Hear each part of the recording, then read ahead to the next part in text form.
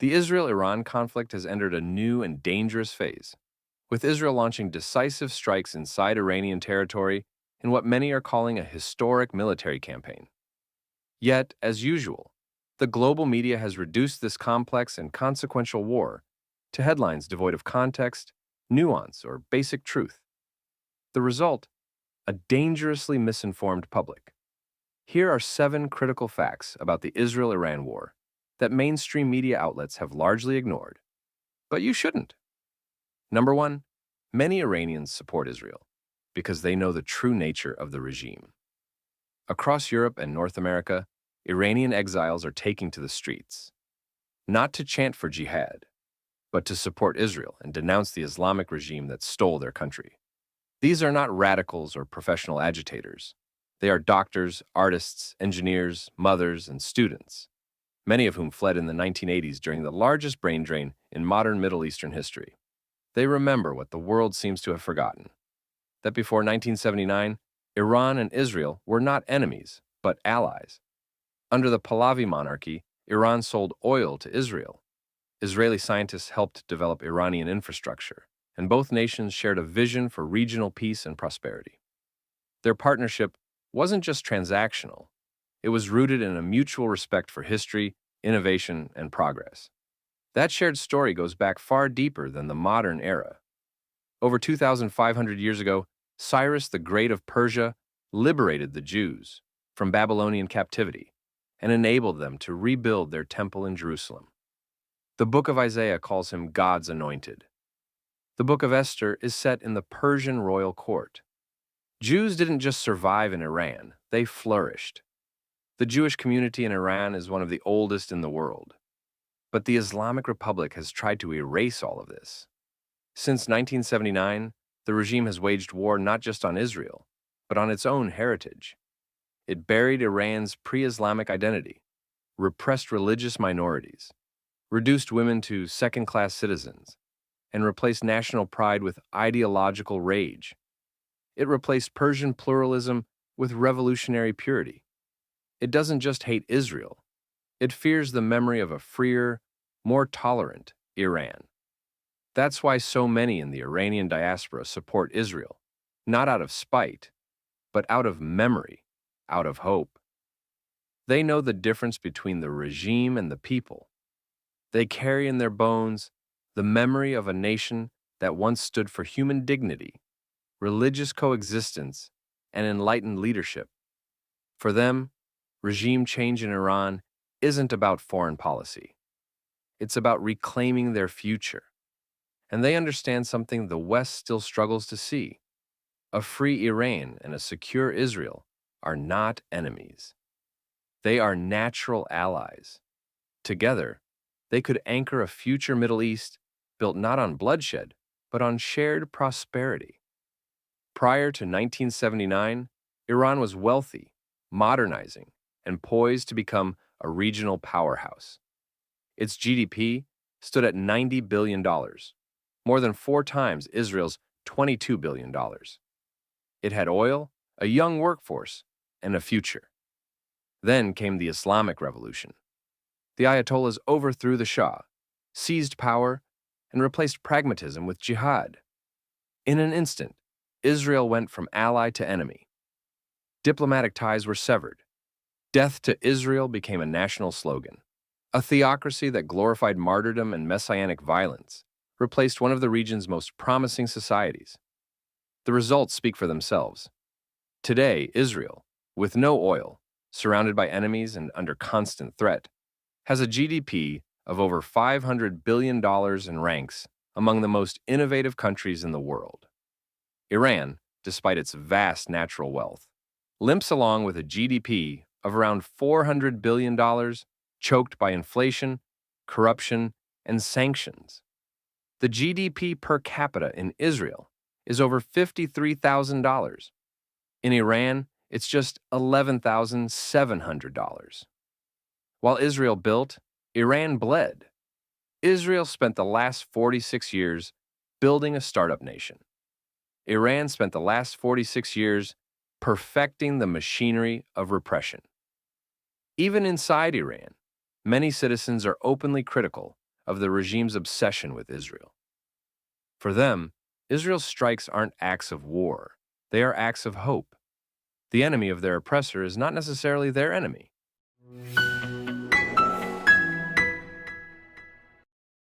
Number 2.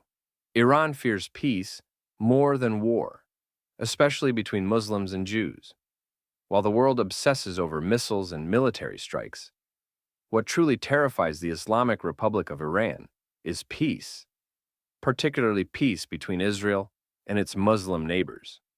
That fear became reality in 2020 with the signing of the Abraham Accords. For decades, Iran built its regional strategy around the false narrative that Israel was a foreign invader hated by all Muslims.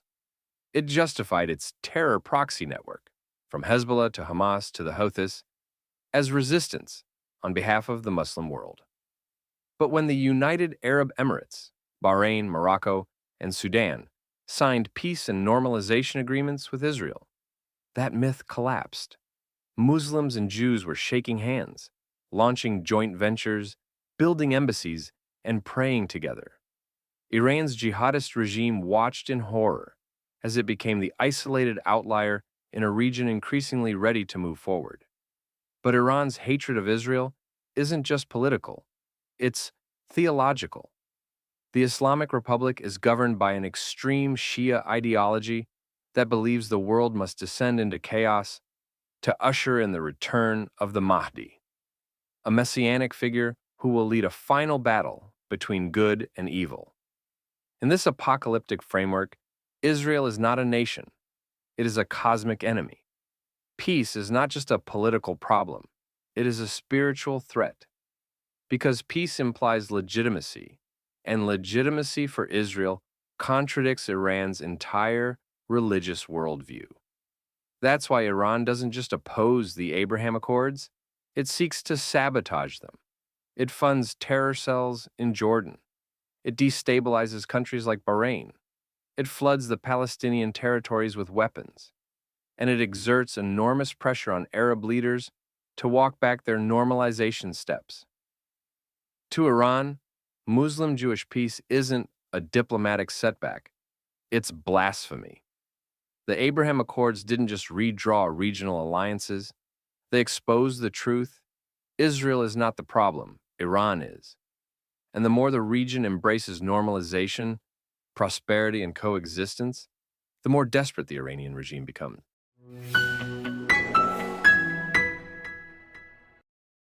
Number 3, Iran's military is getting crushed because it bet on terror, not defense. The Islamic Republic spent decades building terror networks. Israel spent decades building an army. The results are now visible in real time.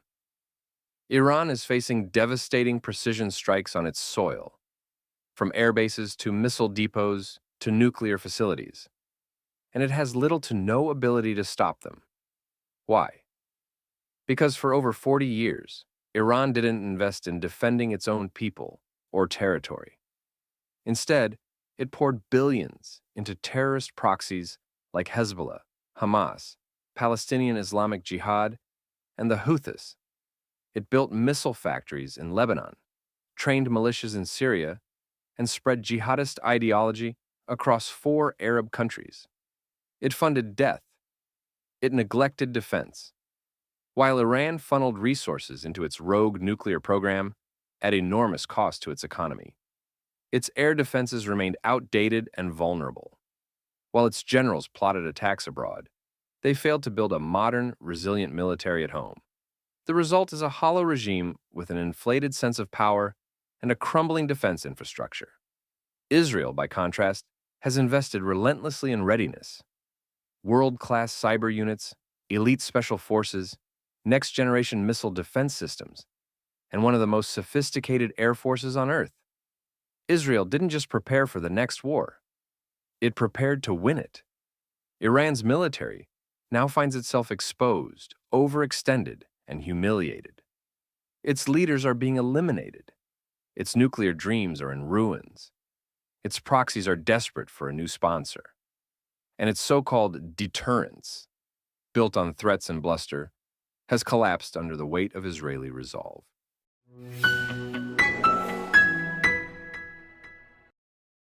Number 4, Israel has repeatedly chosen peace. Iran has repeatedly chosen war.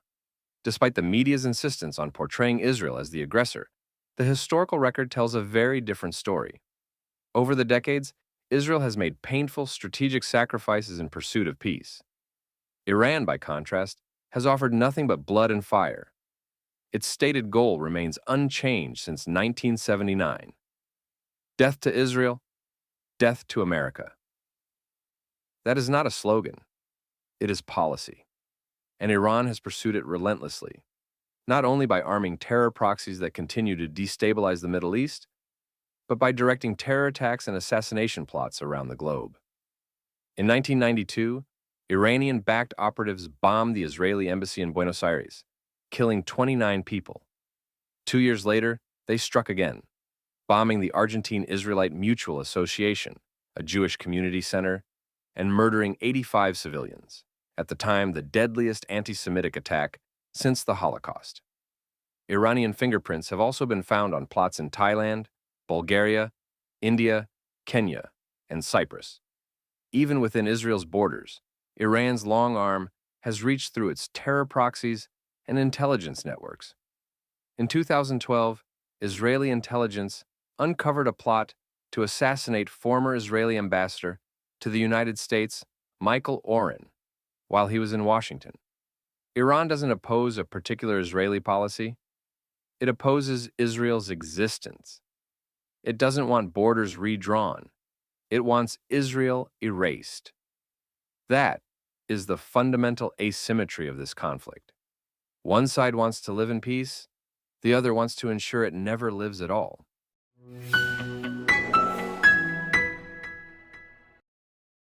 Number 5, Israel's nuclear arsenal is a shield. Iran's would be a sword. Israel's nuclear program wasn't born from a desire to conquer, intimidate, or reshape the region. It was born from necessity. In the 1960s, Israel was a tiny state surrounded by hostile regimes that openly declared their aim to wipe it off the map.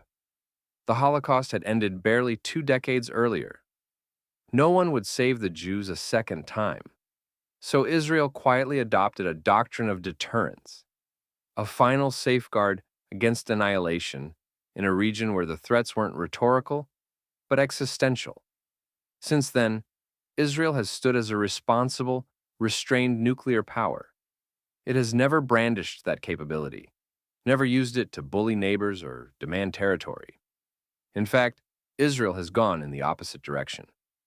It returned the Sinai Peninsula to Egypt in exchange for peace. It unilaterally withdrew from Lebanon and Gaza. And it offered the Palestinians a state multiple times, including painful compromises on Jerusalem and the ancestral heartland of Judea and Samaria. Israel has demonstrated again and again that its strength is not a tool of empire, but a shield of survival. Now contrast that with Iran. Without even possessing a nuclear weapon, Iran has already destabilized the region, propping up dictators, funding terror, and turning Lebanon, Syria, Iraq, and Yemen into collapsed states or militia-run outposts. Imagine that regime with nuclear weapons. Imagine what the world would look like if a government that chants "Death to America" and "Wipe Israel off the map" had the same capabilities as Israel. The question isn't whether Iran would act like Israel if it had nuclear weapons. The question is, why would anyone assume it wouldn't act far worse?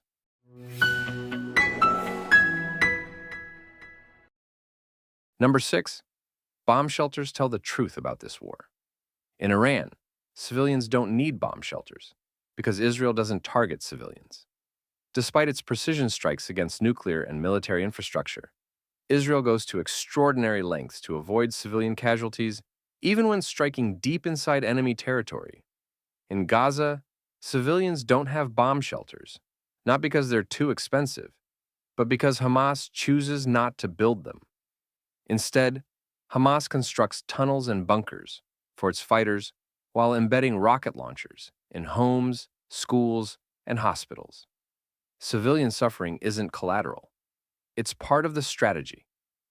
In Israel, civilians depend on bomb shelters because Iran's proxies, from Hamas to Hezbollah to the Houthis, deliberately aim for homes, schools, buses, and playgrounds.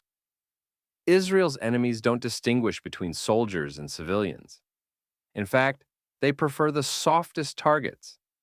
That's why Israel has invested billions in sirens, shelters, and missile defense to protect its people from those who would rather see them dead than defeated. This isn't just a difference in tactics. It's a difference in morality. One side builds to protect life, the other builds to exploit death.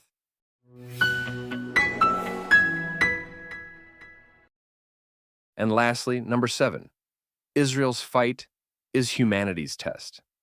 This war is not just about borders or bombs. It's about truth versus lies, civilization versus barbarism, life versus death. Iran's regime doesn't fear Israel because of its military strength.